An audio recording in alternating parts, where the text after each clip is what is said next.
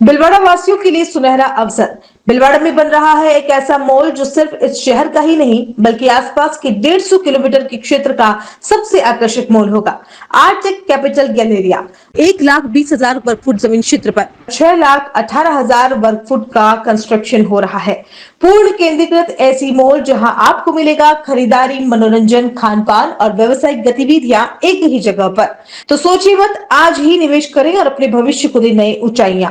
Prime location railway station से मात्र 1 kilometre की दूरी पर, रामधाम चौराहा, डालडा मिल, चित्तौड़ रोड, भिलवाड़ा।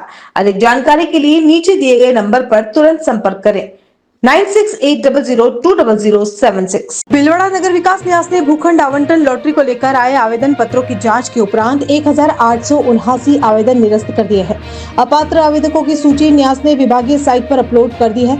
नगर विकास न्यास सचिव ललित गोयल ने बताया कि भिलवाड़ा की 8 आवासीय योजना क्षेत्र के लिए लॉटरी के माध्यम से भूखंड आवंटन के लिए प्राप्त आवेदन पत्रों की जाँच न्यास ने कर ली है।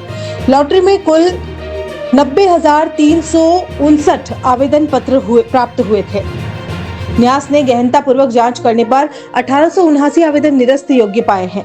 अपात्र में 296 आवेदक ऐसे हैं जिन्होंने आवेदन पत्र में योजना एवं श्रेणी में भूखंडों की संख्या 0 दर्शाई फिर भी आवेदन किया, जबकि 1,497 आवेदन आवश्यक दस्तावेज नहीं लगाने के अभाव में निरस्त किए गए। निरस्त आवेदन पत्रों के संबंध में आवेदनकर्ता निरस्त का कारण व अन्य जानकारी 18 सितंबर शाम 5 बजे तक व्यास कार्यालय से प्राप्त कर सकता है। लॉटरी प्रभारी रवि श्रीवास्तव अधिशासी अभियंता से भी जानकारी प्राप्त की जा सकती है। निर्धारित समय अवधि पश्चात किसी प्रकार की आपत्ति स्वीकार योग्य नहीं होगी। निरस्त आवेदन पत्रों की सूची न्यास की वेबसाइट न्यास सचिव ने नवरात्र पर्व के दौरान 3,081 भूखंडों के लिए आवंटन लॉटरी निकालेंगे। न्यास द्वारा जो लॉटरी निकाली गई उसमें 8 स्कीमों में करीबन 3,081 प्लॉट हैं, जिसमें मोटा 90,000 से ज़्यादा आवेदन आए थे। इसमें गहन स्क्रूटनी के बाद मोटा 1879 जो आवेदन हैं वो निरस्त योग्य माने गए। इसमें विभिन्न कारण थे।